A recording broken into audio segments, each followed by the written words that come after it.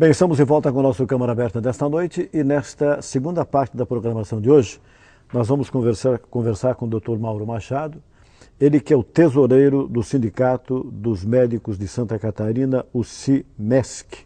Está aqui conosco esta noite, a convite, para tirar algumas informações com o Dr. Mauro sobre a manifestação dos médicos que aconteceu esta semana aqui em Itajaí e também em todo o Brasil, mas especificamente aqui em Itajaí, com o pessoal se concentrando ali na Univale, me parece do bloco 29, e depois caminhando, foram até a Marcos Conder, de frente ao Hospital Marieta, ali é que aconteceu a manifestação. Doutor Mauro, prazer inteiro na programação, muito obrigado. Até para o senhor ter um prazer de sentar nessa bancada que os seus colegas vereadores ocupam todas as terças e quintas-feiras, espaço que o senhor já ocupou quando foi vereador. Prazer. Prazer é meu e aos nossos teleouvintes, quero deixar o meu cumprimento e poder aqui externar esse sentimento médico que é nacional, não é somente de Itajaí, e que a gente possa com isso oferecer um pouco mais de dignidade a essa nossa população tão sofrida e que merece atenção. Percebe-se que o Dr. Mauro tem voz até de locutor também de FM. Quando a Litoral abriu, hoje é Band FM, o senhor chegou a dar umas pitocadas lá também, não? O nosso amigo, dentista, saudoso Câmara Bastos, Zé Carlos Câmara Bastos, me convidou para poder fazer, eram umas chamadas, umas vinhetas e algumas também de propaganda. E eu fazia uma chamada de um programa chamado Espaço Especial. Ele começava à noite, às 11 horas, terminava à meia-noite. Era um programa musical. Sei. E naquele espaço se oferecia uma qualidade de música um pouco diferente. Aquela música da noite. Música da noite. Suave, tranquilo, para os apreciadores. Foi uma época maravilhosa. Existe hoje algumas emissoras de rádio FM que têm esse estilo ainda de programação, né? Mais light, mais suave, né? Final de noite. O Dr. Mauro também é um apaixonadíssimo e costuma selecionar, toca-disco ou é picape? Picape é um nome americano, né? É o velho toca-disco, a vitrola, né? Isso. Com braço, com agulha, e para ouvir um bom vinil, cuja pureza de som, dependendo do tipo de agulha a ser utilizada, ele ultrapassa, por vezes, algumas edições digitais em CD. O senhor é mais o vinil do que o CD? Hoje a gente... O vinil gravado agora. Né? O vinil teve uma época áurea. E creio que essa época áurea dele vai retornar. O senhor acha? Acho. Hoje em dia, para quem gosta de guardar, de ter como coleção... O senhor é um colecionador também? Eu já fui mais intenso, hoje em dia um pouco menos, né? Devia também com um pouco de fotografia, que a gente gosta. Mas o CD ele ocupa menos espaço, então facilita você ter no carro. Mas hoje em dia... Era o compacto de antigamente? Era o compacto, exatamente. Os compactos simples, compactos duplos. Muito interessante. E hoje também com pendrive você coloca no carro e sai escutando aí 2.000 músicas. Né? Coisa uma inovação que cresceu rápido. Bastante. Né? E que se renova, é o que mais cresce. E o que se renova sempre. Doutor Mauro, o senhor veio aqui para falar a respeito dessa manifestação. Resultado, porque o convite que eu recebi era para os médicos de Itajaí, da região da Anfra, né? Itajaí, Balneário Camboriú, Navegante, e toda essa região. E depois eu fiquei sabendo também que acadêmicos de medicina, enfermeiros, etc., também participaram. É isso? É verdade. O resultado foi o que você esperava? Sim, dentro do que esperávamos, sim.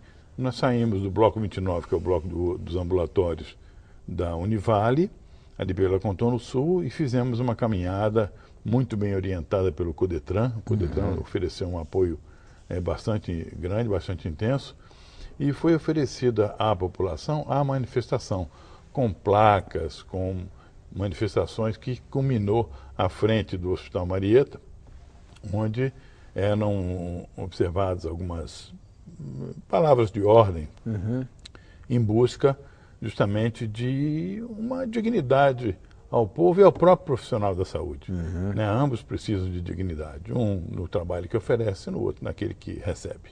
Tá. O senhor entende, doutor Mauro, pela sua experiência de trabalho e de tantos anos na medicina, que não é bem assim, não é falta do profissional médico, é exatamente primeiro a remuneração que o SUS quase não paga, né? Também os planos de saúde são outros envolvidos também que pagam muito pouco, mas principalmente a condição de trabalho. Sim, olha só, uma coisa que precisa ficar bem clara, nós temos médicos suficientes para atender todo o país. Agora, para poder chegar nas partes mais distantes, em regiões carentes, é necessário que esse profissional tenha o recurso para trabalhar. Tem que ter uma infraestrutura para o atendimento, suporte como laboratório, exames de imagem. Além disso, ter um salário digno, uma garantia trabalhista e previdenciária e um plano de carreira, plano de cargos e salários, para que ele possa alcançar uma dignidade dentro do seu próprio trabalho. Eu faço assim uma analogia quando um juiz se gradua, né, faz concurso, se habilita e ele vai atender numa cidade pequena. Com o tempo, ele vai para uma cidade maior. Sim.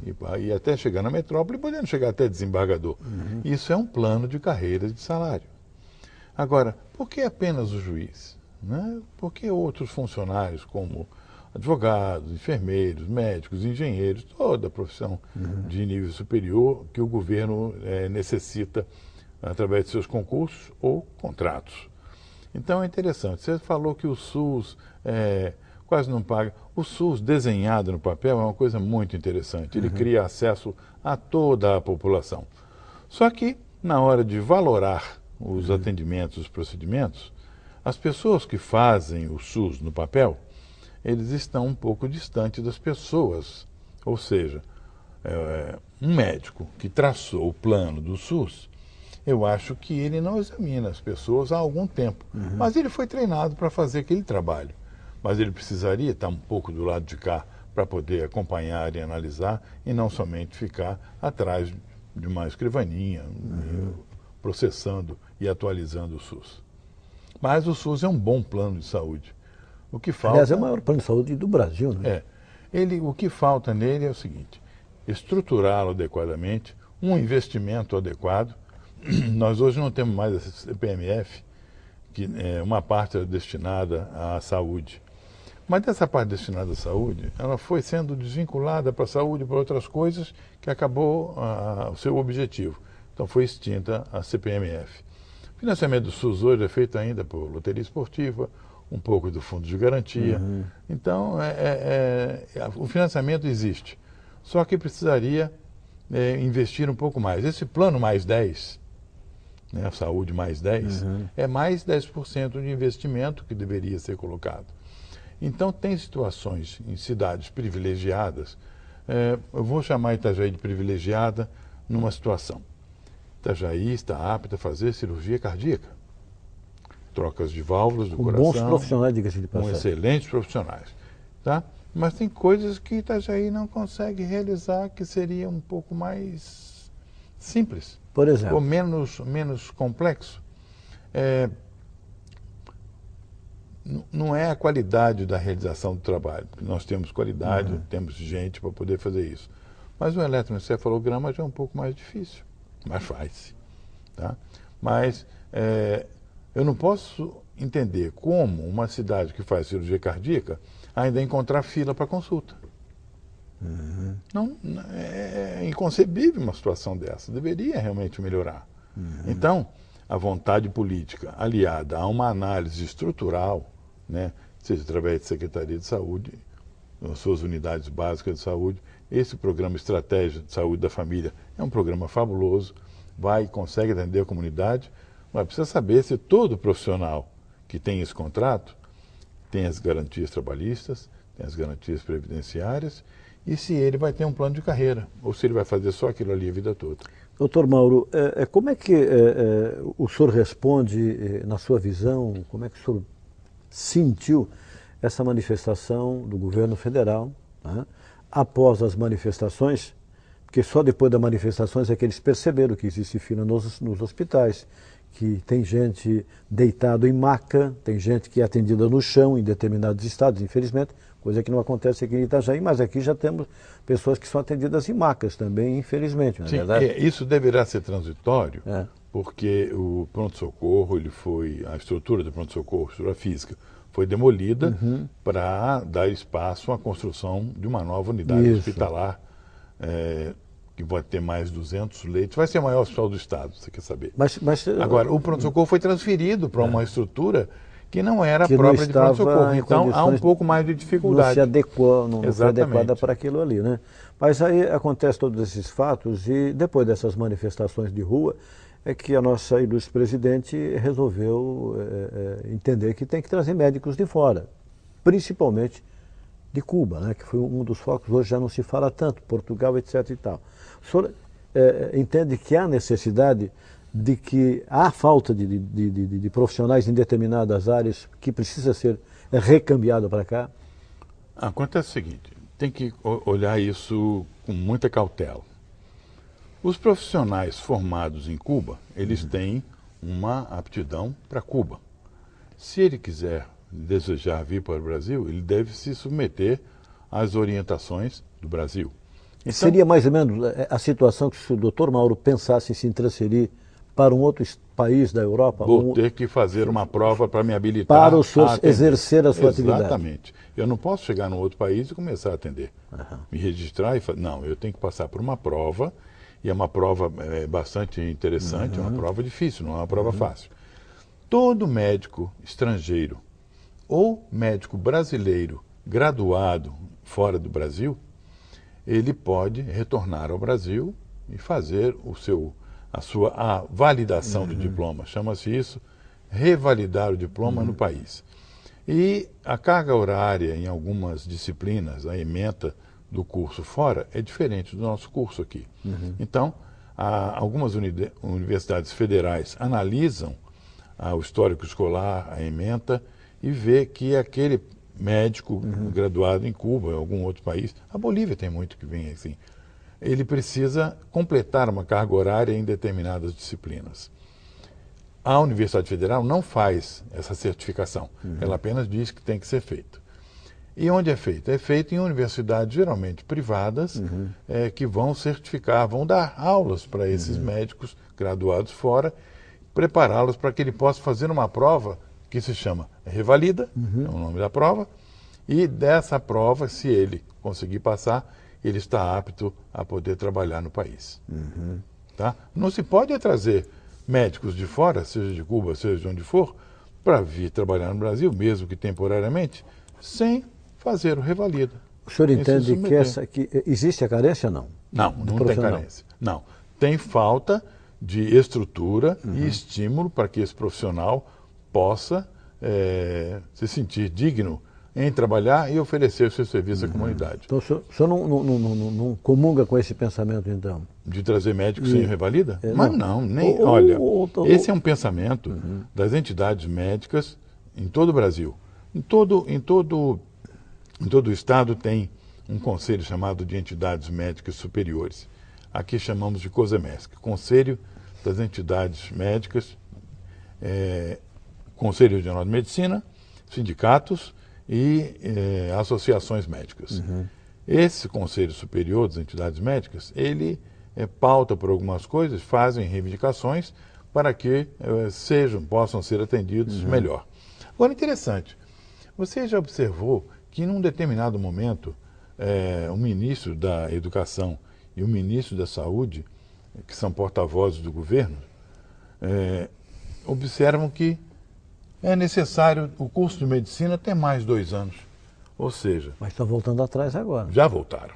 Já voltaram. Foi uma coisa muito efêmera, né? Ficou só no papel. Muitas coisas o governo ele diz e acaba reformando a sua ideia posteriormente. Recentemente nós tínhamos visto em TV que haveria no SUS a possibilidade de cirurgia para mudança de sexo. Isso. Que já acabou também. Já não tem mais essa coisa toda. Então, o governo, antes de lançar essas suas propostas, deveria conversar com as entidades do ramo. Entidades de medicina, de enfermagem. Quem é do meio. Exatamente. Exatamente. Agora, um ministro da Educação e mais um ministro da Saúde, sozinhos eles não conseguem pensar. Será que esse pessoal não pode, eles têm vergonha de conversar com os médicos? Não, né? Eu me lembro que eu acompanhei uma reportagem a respeito de uma universidade de Santa Cruz de la Sierra, se eu não me engano, da Bolívia, em que muitos brasileiros iam fazer vestibular, ou não precisavam fazer vestibular, iam fazer medicina lá. Só que depois de formados, eles teriam que, anteriormente teriam que fazer o Revalida no Brasil para provar de que realmente... A realmente... Univale é uma universidade que ela faz a certificação, ela oferece as aulas, que nós chamamos de extensão. Então não adiantava. Depois teve um dos alunos, um dos que se formou, disse, infelizmente procurei o caminho errado, porque estou formado e não posso executar o que eu aprendi no meu país, porque sou obrigado a fazer uma avaliação lá. Ele graduou correto, fora, né? Porque ele graduou fora. Os cursos na Bolívia, alguns são gratuitos, mas os mais caros custam em torno de 180 a 200 dólares por mês. Vamos colocar em torno de 450 reais de mensalidade. Onde a nossa universidade aqui deve estar em torno dos 2.800, 3.000 reais nessa faixa. Tem faculdades muito mais caras. Tem alunos que têm o seu estudo financiado, agora através do ProUni, que é uma coisa bem interessante. É um meio de acesso que tem a universidade. Só que se ele reprovar, o ProUni não absorve mais e ele vai ter que fazer um novo vestibular se quiser continuar. Eu me lembro, não faz muito tempo, de que foi até matéria muito discutida entre os diplomatas do Brasil e de Portugal, que muitos advogados formados no Brasil, querendo trabalhar em Portugal, não podiam. Né? E tinha que ter a prova da ordem. Exatamente. Lá. Então, criou-se um clima entre os diplomatas, mas depois foi resolvido. Agora, doutor Mauro, se pensa em novas manifestações? Eu acho que não podemos parar de pensar nas novas manifestações a partir do momento que vamos falar em prazos, assim, se a gente observar que o governo não está dando a atenção devida, nós vamos buscar através de manifestação. Ulisses Guimarães dizia que o político ele não tem medo de nada, exceto do povo na rua, né? Esse ele tem medo. Então, mas eu acho que o governo ele pode querer acertar, mas para querer acertar, não adianta, ele não tem uma gaveta cheia de ideias, nem cartola para poder fazer mágica, nem os seus ministros, né? Os ministros acabam falando uma coisa e depois eles são obrigados a reformar aquela ideia. Não era bem isso, e isso aí não vai ter mais. Então, parece um jogo de títeres, de marionetes, né? Que fala, agora vai lá e desfala tudo. Tá, o senhor entende que essa manifestação que já aconteceu agora, da retirada dos 2 anos a mais, já é resultado das ações de manifestações de protesto por parte dos médicos? Eu acho que aí o governo olhou com outros olhos, né? É uma coisa muito interessante. Ele ofereceu os 2 anos, não, vão ter que fazer mais 2 anos. Sim, mas como é que é fazer mais 2 anos? Só vai graduar com 8 anos? Agora o governo volta atrás com uma ideia até um certo lado interessante. Graduou, o estudante graduado vai fazer a sua residência médica dentro do próprio do SUS, ou talvez até os credenciados do SUS, em que ele vai fazer o seu primeiro ano em disciplinas básicas, ginecologia, obstetrícia, pediatria e clínica médica. Então, fez isso, o segundo ano ele já vai fazer uma coisa um pouco mais especializada. Agora, para isso tem que garantir vaga em residência para todo mundo, o que hoje não é assim. Ou seja, fazer uma prova para a residência médica é vaga limitada. Por exemplo, no Hospital Marieta, onde a gente trabalha na preceptoria da residência médica, na especialidade de clínica médica, foram oferecidas 3 vagas. Essas 3 vagas, esse ano, o ano passado também foram 3 vagas. Antes eram apenas 2. Por quê? Porque o Marieta que arca com uma série de situações para poder manter esses médicos em treinamento e saírem dali com o seu registro de especialidade em clínica médica e poder trabalhar em qualquer lugar do país onde deseja. Agora, se o governo deseja que os médicos vão para o interior ou aquelas regiões onde tem carência de atendimento, é interessante que ele primeiro estruture a situação. Tá? Estruture e depois, sim, depois você coloca o profissional lá. Até porque não adianta colocar um profissional tão distante e na hora que ele precisa do instrumento de trabalho não tem. É verdade? É verdade. Uma emergência para uma pessoa que deva ser transportada não existe. Ele vai fazer o quê? Milagre ele não faz. Não faz. Você imagina aqui, vamos colocar uma situação conhecida nossa. A TV Câmara. Tem o Dario, tem o entrevistado, mas se não tivesse equipamento, não daria resultado. Então, tem que equipar, tem que estruturar, tem que oferecer toda a infraestrutura, porque o médico ávido de trabalhar, eu informo a todos os meus alunos em final da graduação, em que eles procurem trabalhar com contrato, não trabalhem sem contrato, porque senão pode cair num engodo e acabar não recebendo e ficar indignado e desatento a algumas coisas e ficar bem chateado. E um profissional desanimado é a pior coisa que existe. Então, você tem que trabalhar com vontade, com carinho e com um salário digno. E garantias trabalhistas, previdenciárias e plano de carreira. É isso que o médico quer. O médico não... E ofereça, então, um estímulo e esse médico vai. Porque o médico que vai para o interior, por exemplo, então, numa prova de residência médica, ele pode pontuar, um meio ponto, um ponto lá, para que ele possa fazer jus ao trabalho que ele teve. Né? O pessoal do ProUni poderia fazer como quase que, entre aspas, obrigado. Você vai lá e faz, e cada tempo de trabalho você tem um abatimento nesse financiamento que o governo fez para você. Então, tudo isso é importante. Doutor Mauro, já que o senhor está falando de remuneração, semana retrasada eu conversei com a vice-prefeita Dalva, que é ex-secretária de saúde, mas que na verdade tem grande influência nessa secretaria que hoje está sendo administrada pelo nosso amigo Paulinho.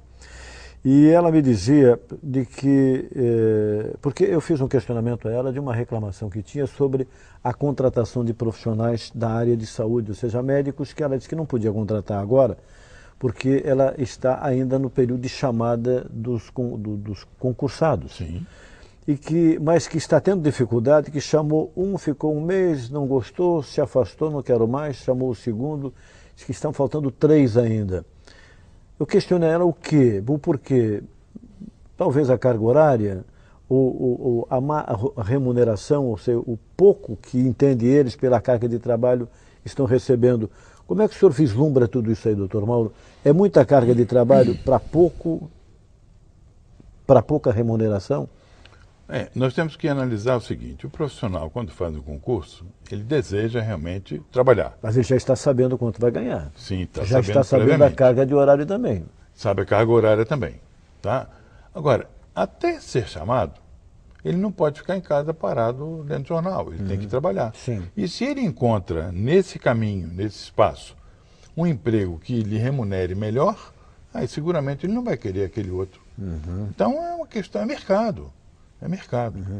O médico trabalha com contrato, por horas de serviço, e tem contrato, cumpra-se o contrato. O que não pode é profissional. Vem, trabalha, e depois nós vemos. E depois nós vemos, não existe. Tem que ser, mas o concurso está aí para isso. Para justamente saber previamente o quanto vai trabalhar e o quanto vai ganhar.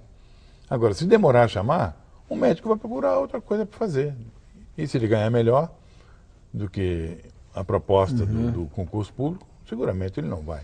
O senhor entende que as secretarias estão pagando pouco da saúde? Tanto, isso é geral, Itajaí, Navegantes, qualquer quanto você percebe dificuldade de encontrar, principalmente em algumas áreas médicas, para a contratação ou que participe do concurso. Principalmente o caso de